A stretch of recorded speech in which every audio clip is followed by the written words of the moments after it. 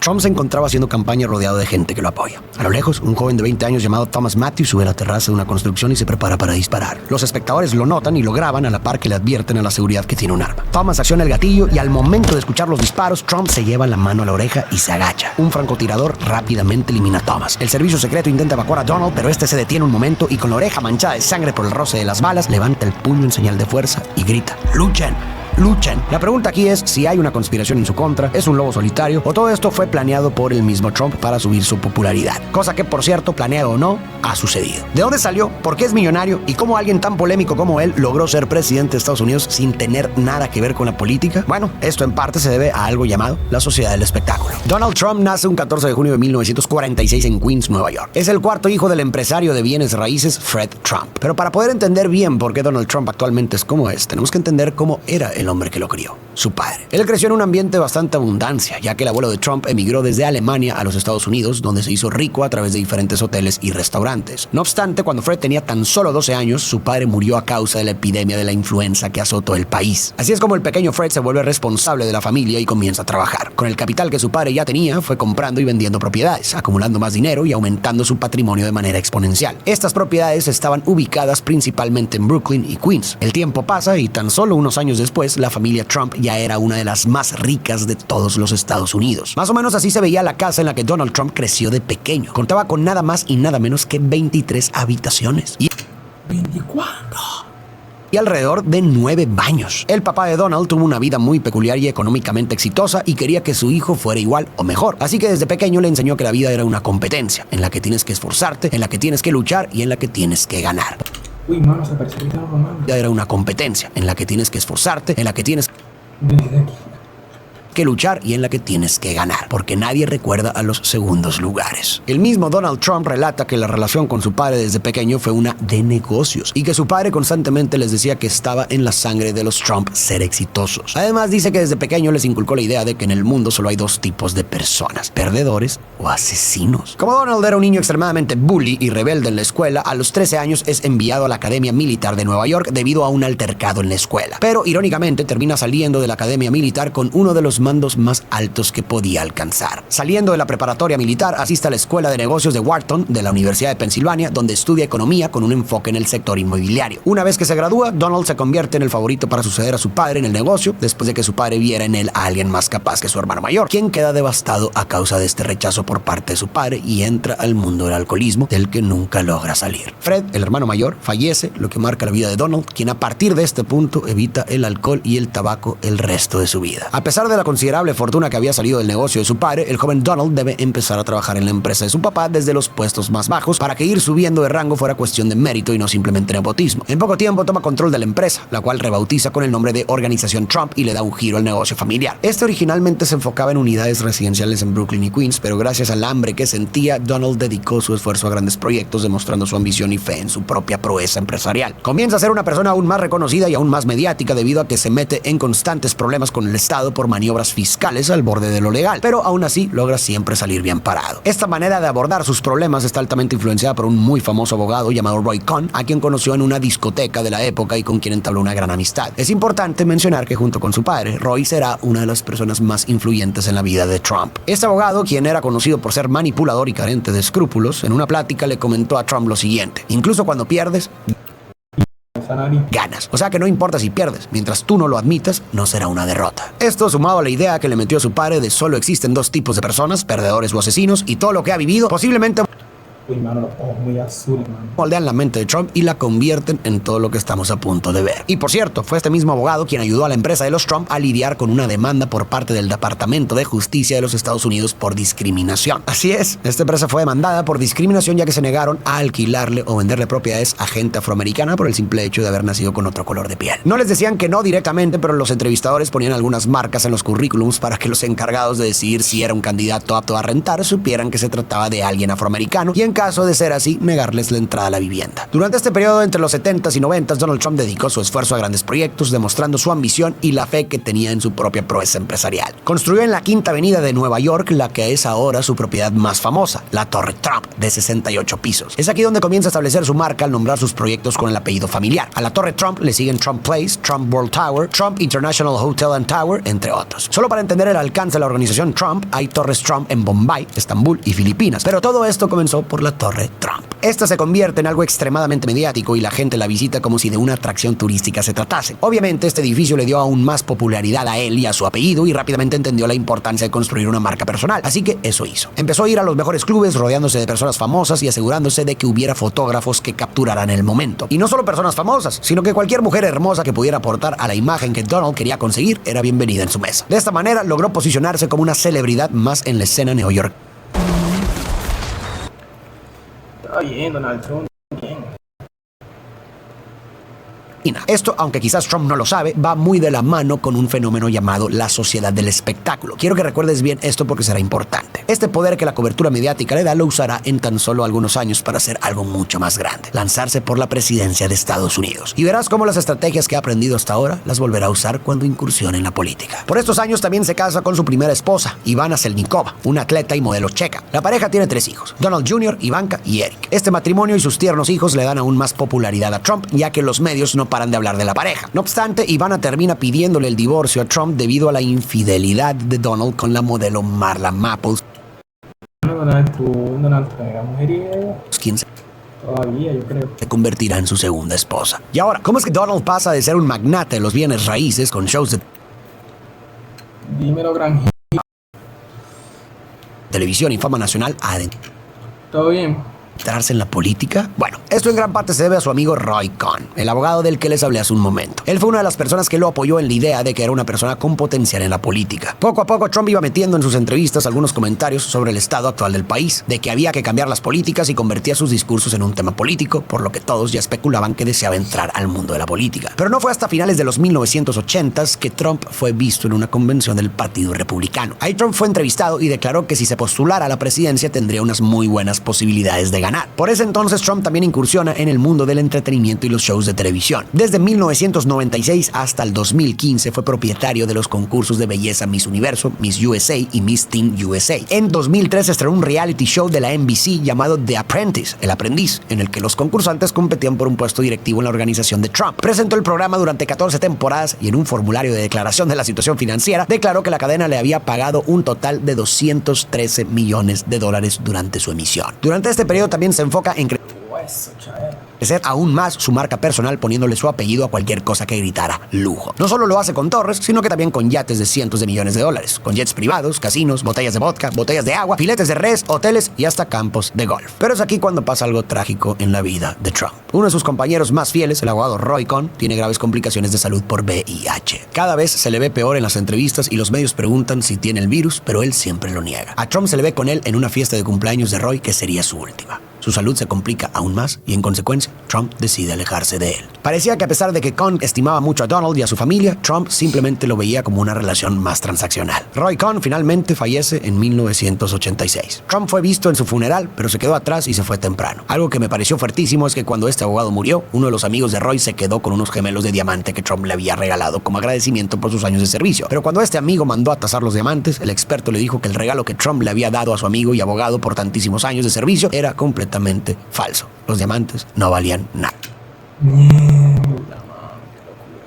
Trump continúa coqueteando con la política hasta que, para sorpresa de muchos, en el año 2000 se presenta en las elecciones como candidato de un partido pequeño. A pesar de no contar con experiencia en la política, su popularidad le gana 15,000 votos en las elecciones primarias del partido en California. Desde un comienzo, su posición política se vio plagada de crítica pública. Uno de los primeros escándalos fue cuando Barack Obama gana las elecciones del 2008 y toma la presidencia. Este hecho enfurece a Trump, quien se convierte en uno de los miembros más ruidosos del movimiento Birther, el cual cuestionaba el hecho de que Obama hubiese nacido verdaderamente en Estados Unidos. De no haber nacido nacido ahí, tendrían que quitarle el cargo como presidente. Trump continúa pidiendo repetidamente a Obama que haga público su certificado de nacimiento en formato largo, cuestionando si el presidente en verdad nació en Estados Unidos. A final de cuentas, Obama se ve forzado a publicar el documento para apaciguar las acusaciones. Es importante mencionar el evidente trasfondo racista que carga el movimiento Birther, pues es un intento de negar la validez de la presidencia bajo preceptos absurdos y ridículos del primer presidente afroamericano que Estados Unidos ha tenido y el único hasta ahora 2024. ¿Y qué pasó? La acusación es desmentida poco tiempo después. Obama nació en Hawái, territorio estadounidense. Pero este no es el único escándalo que Trump había tenido con este tema. Allá por 1989, en Nueva York, hubo un caso de abuso sexual a una chica llamada Risha Mailey, quien corría por Central Park. Los acusados fueron un grupo de jóvenes, por no decir niños, afroamericanos. No se tenían pruebas reales, pero fueron orillados a confesar. Donald Trump fue una voz sobresaliente contra los jóvenes acusados. Su repudio hacia ellos llegó a ser tan extremo que publicó anuncios en múltiples periódicos, incluido el New York Times, pidiendo que volviera la pena de muerte para ser recibida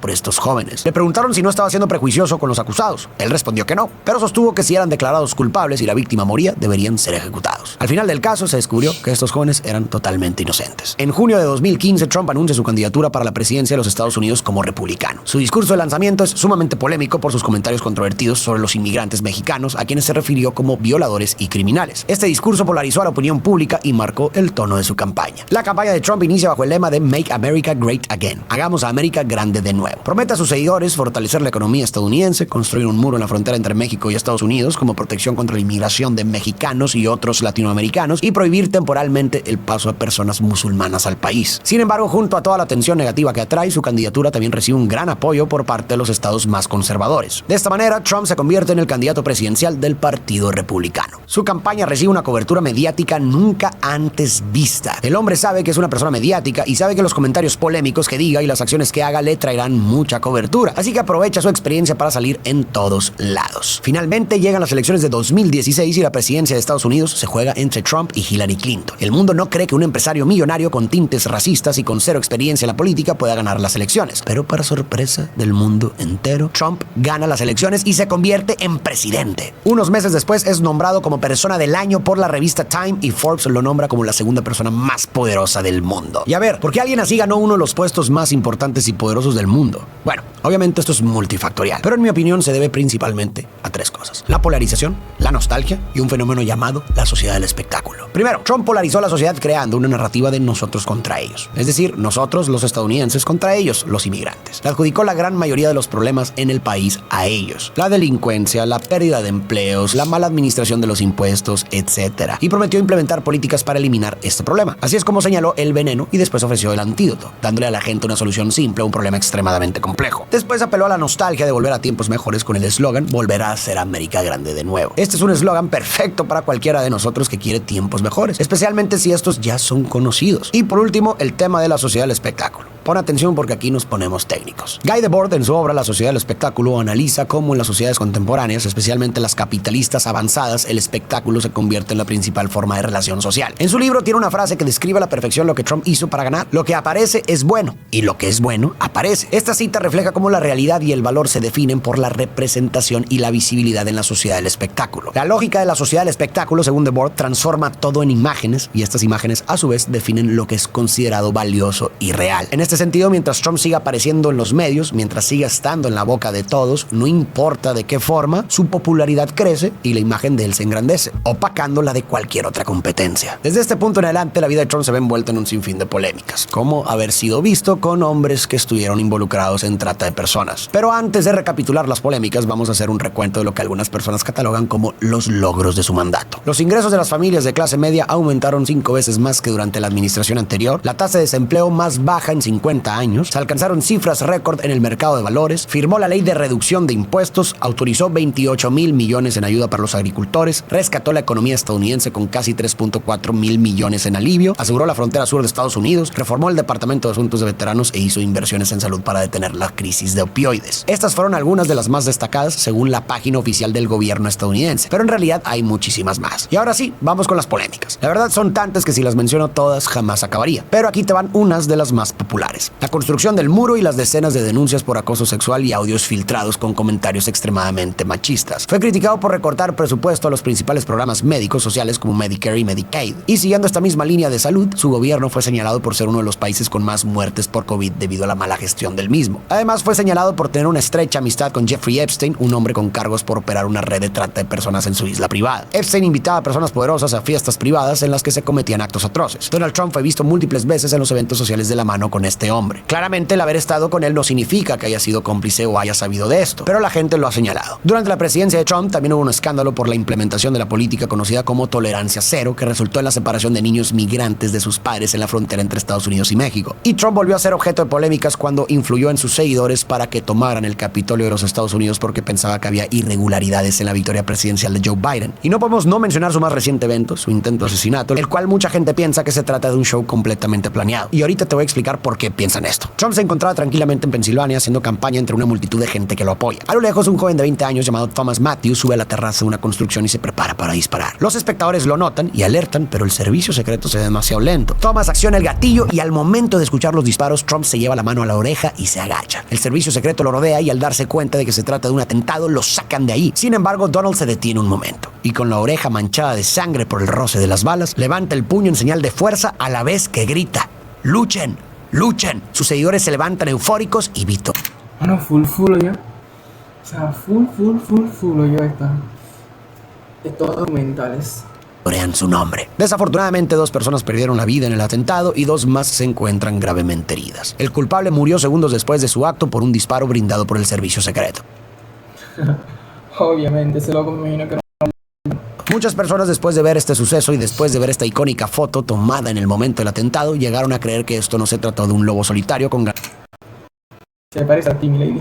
ganas de aniquilar al presidente, sino que en realidad todo fue un montaje. ¿Y por qué creen esto? Bueno, porque la historia ha demostrado que este tipo de actos aumentan la popularidad del político en cuestión. Algo muy similar le ocurrió al presidente Jair Bolsonaro allá por el 2017. Su principal adversario era Lula Silva. Mientras Jair se encontraba en un mitin, un fanático religioso llegó a apuñalarlo, lo que provocó que perdiera gran parte de su sangre. Este logró salvarse, aunque con muchos daños en sus órganos. Lo sorprendente viene ahora. Gracias a este suceso, la popularidad de Bolsonaro se disparó.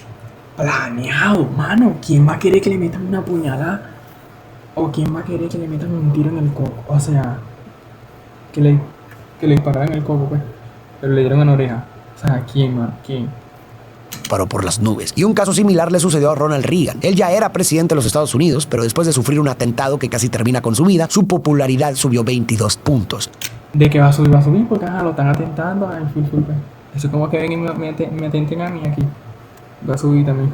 Este incremento también lo está viviendo Trump en el 2024. Su imagen como político jamás había estado tan sólida. Esto es por lo cual muchas personas creen que se trató de algo montado, pero la gran mayoría de la evidencia indica lo contrario. Alguien quería asesinar a Trump. ¿Y por qué este tipo de sucesos aumenta la popularidad de estas personas? Bueno, porque en primera instancia los convierte en mártires. En lo simbólico pareciera que hay una fuerza que intenta callar a esta persona. Y esto llega a validar y a engrandecer las propuestas e ideas del candidato. Las propuestas e ideas del candidato adquieren más peso porque pareciera que son lo suficientemente grandes como que para que haya gente que no quiera que asuma el poder. Y además es que alimenta un mito heroico. Una persona estuvo muy cerca de la muerte, una bala le rozó como si fuera un milagro, y a pesar de esto se mantiene firme y determinado a seguir. Pues bueno, es muy difícil no conmoverte por esto. Para muchas personas este es el hombre.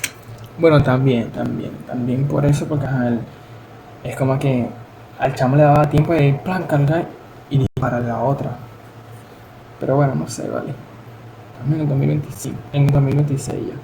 Hombre que salvará al país y hará que sea una nación próspera de nuevo. Para otros no es más que alguien mentiroso que solo vela por sus propios intereses. Pero me gustaría saber lo que piensas tú al respecto. En mi opinión, sea la clase de persona que sea, yo espero que si llega a ganar desempeñe una buena labor y mejore las condiciones de vida de los suyos y del mundo, considerando el poder que tiene Estados Unidos y cómo está el clima político mundial actualmente. Porque en esencia me parece que eso es lo que cualquier persona en una posición de poder debería de hacer: ver por el bien de los demás.